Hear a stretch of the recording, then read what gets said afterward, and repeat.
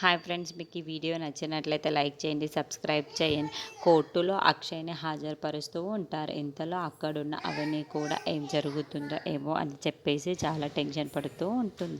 ఇంతలో అక్కడున్న లాయర్ అయితే ఈ ముద్దాయి వల్ల అమ్మాయి ఆత్మహత్య ప్రయత్నం కూడా చేసుకోవాలనుకుంది. అందుకే ఈ ముద్దాయిని మీరు ఎలాగైనా కఠినంగా శిక్షించాలి జడ్జి గారు అని చెప్పేసి అంటూ ఉంటారు. ఆ మాటలు వినగానే అక్కడున్న ఒక్కసారిగా షాక్ అయిపోతూ ఉంటారు.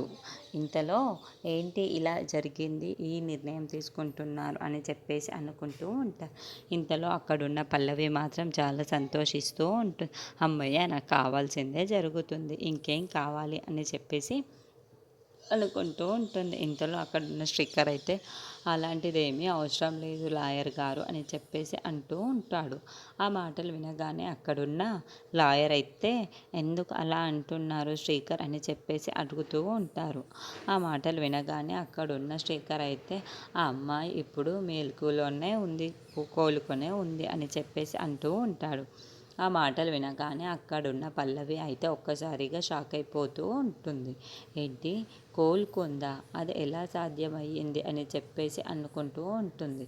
ఇంతలో అక్కడున్న లాయర్ కూడా ఒక్కసారిగా షాక్ అయిపోయి ఏది ఆ అమ్మాయి మెలకువలో ఉంటే ఆ అమ్మాయిని ఒకసారి పిలిపించి చూడండి అని చెప్పేసి అంటూ ఉంటాడు. ఆ మాటలు వినగానే అక్కడున్న స్టిక్కర్ అయితే మీరు చెప్పిన విధంగానే ఆ అమ్మాయిని పిలిపిస్తున్నాను చూడండి అని చెప్పేసి అక్కడున్న శ్వేతని అయితే పిలిపిస్తూ ఉంటాడు. ఇంతలో అక్కడున్న శ్వేత వస్తూ ఉంటుంది. అది చూడగానే అక్కడున్న అక్షయ్ అవని వాళ్ళైతే ఒక్కసారిగా సంతోషిస్తూ ఉంటారు. ఇంతలో అక్కడున్న పల్లవి మాత్రం చాలా కంగారుగా పడిపోతూ ఉంటుంది.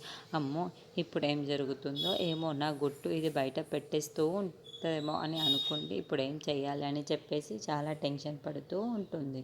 ఇంతలో అక్కడున్న అవన్నీ వాళ్ళు మాత్రం చాలా సంతోషిస్తూ ఉంటారు. ఈ అమ్మాయి ఏం చెప్తుందో మీరే వినండి అని చెప్పేసి శ్రీకర్ అంటూ ఉంటాడు.